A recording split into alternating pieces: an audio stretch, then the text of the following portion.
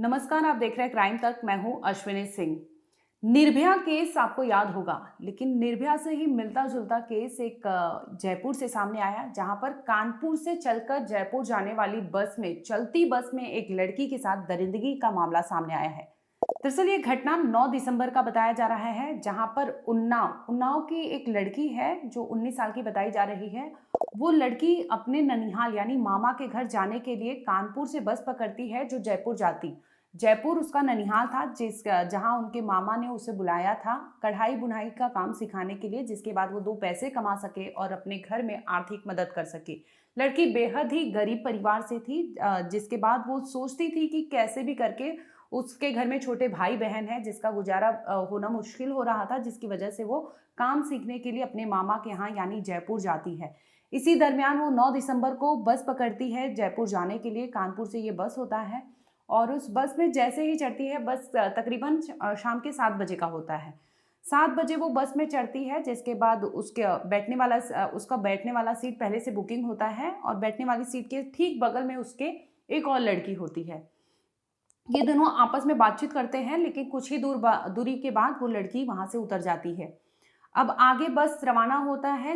धीरे धीरे वैसे भी बस को जयपुर जाना था, तो ज्यादातर लोग जयपुर के ही थे, लेकिन कुछ बीच के स्थानों पर भी उतरने वाले थे, जिसके बाद बस में भीड़ मतलब अमूमन कम हो रही थी। इसी बीच रात के करीब 12 बजे का वक्त होता है। उस बस में कंडक्टर जो होता है, एक तो कंडक्टर होता है और एक ड्राइवर होता है, इसके साथ ही एक एक्स्ट्रा ड्राइवर उस बस में सवार होता है।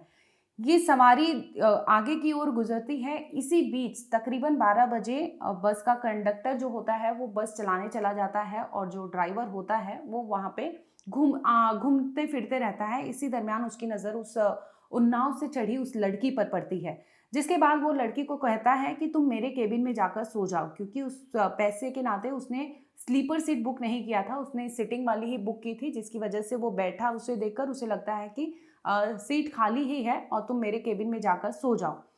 जब वो लड़की एक बार मना करती है, इसी दरमियान वो 2 से 3 बार आता है और उसे कहता है कि तुम चली जाओ, मेरे केबिन में सीट खाली है और तुम वहाँ लेट जाओ, ऐसे कब तक बैठी रहोगी।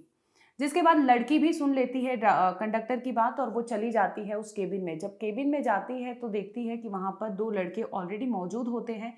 इसके साथ ही स्लीपिंग जो सीट होता है यानी अगल बगल में 2 सीट होता है, जिसमें एक लड़की ऑलरेडी सोई रहती है और इससे बोलता है कंडक्टर कि तुम जाकर वहाँ पे सो जाओ। लड़की चली जाती है, लेकिन उसे नींद नहीं आती। तो कुछ ही 1 घंटे 2 घंटे होते हैं, जिसके बाद वो उस केबिन में मौजूद यानी 2 लड़के और वो लड़की अपने गंतव्य पर उतर जाते हैं। इसके बाद बस वापस आगे की ओर रवाना हो जाती है। बस चलते रहती है, सवारी उसमें कई ऐसे लोग रहते हैं। हालांकि रात का वक्त होता है, जिसकी वजह से ज़्यादातर लोग स्लीपर सीट पे अपने चले गए होते हैं और सोते रहते हैं। लंबा सफ़र था, इसकी वजह से लोग नींद में थे, सो रहे थे। इसी दरमियान उस केबिन में कंडक्टर पहुंचता, सॉरी माफ़ करना, उसी केबिन में ड्राइवर पहुंचता है, क्योंकि बस जो है वो कंडक्टर चला रहा था और जो ड्राइवर है वो वहाँ पे उस केबिन में आता है, उस लड़की के बगल में लेटने की कोशिश करता है। जैसे ही वो स्लीपर सीट पे आता है, उस लड़की की आँख खुल जाती है और उसे लगता है कि कोई उसके बगल में आ रहा है, जिसके बाद वो उसे बोलती है, मना करती है, चिल्लाती है, चीखती है। इस पर जो कंडक्टर होता है उस लड़की का मुंह दबा देता है। 9-10 दिसंबर की रात्रि को शाम को 7:30 बजे 9 तारीख को एक महिला लड़की कानपुर से जयपुर के लिए अपने मामा के पास आने के लिए रवाना हुई थी। रास्ते में उसको अन्य सवारियों ने अपनी सीट बता के उसको तो अपनी ग्रहण कर ली सीटें, उसके लिए सीट बची नहीं, उसको कैबिन में बिठा दिया। रास्ते में कैबिन में अन्य सवारियाँ बैठी थी जो अपने गंतव्य स्थान पर उतर गई। उसके बाद में जो ड्राइवर्स हैं उनके दिमाग में अपराध सूझा। उन्होंने उसको अपने ऊपर छोटा कैबिन होता है उसमें सुला दिया और दोनों ड्राइवरों ने बारी बारी से उसके साथ बलात्कार किया। अन्य जो अंदर सवारियां बैठी थी उनको पेशाब की लगी तो उन्होंने वो कैबिन का गेट खुलवाया। तब उनको संदिग्ध हालत में देखा और वो उन ड्राइवरों से मारपीट करने लगे। तो एक ड्राइवर गाड़ी साइड में खड़ी करके भाग गया, एक को पकड़ लिया। जो बस में सवारियां बैठी थी उन्होंने गाड़ी को लेके और काणोता इलाके में पेट्रोल पंप पर आ गए। यहाँ अपनी 112 है, उनकी गर्मा गर्मी देख के उनसे पूछा क्या बात है, तो उन्होंने ये बात बताई।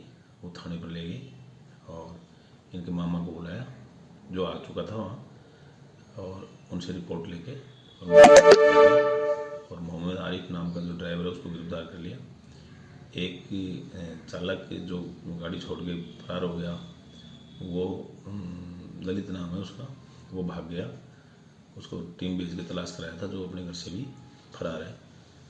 टीम उसकी तलाश कर रही है। मुलजिम आरिफ को बाद तफ्तीश जेल भेज दिया गया। लड़की का वो कंडक्टर मुंह दबा देता है। इसके साथ ही वो कहता है कि मेरी पत्नी और मेरे बच्चे मुझे छोड़कर जा चुके हैं, मैं तुमसे शादी करूंगा, तुम मुझे ये गंदा काम जो भी वो उससे करना चाहता था वो करने के लिए मजबूर करता है, उसे फोर्स करता है। लेकिन लड़की लगातार चीखती चिल्लाती है, लेकिन वो उसका मुंह खोलने ही नहीं देता।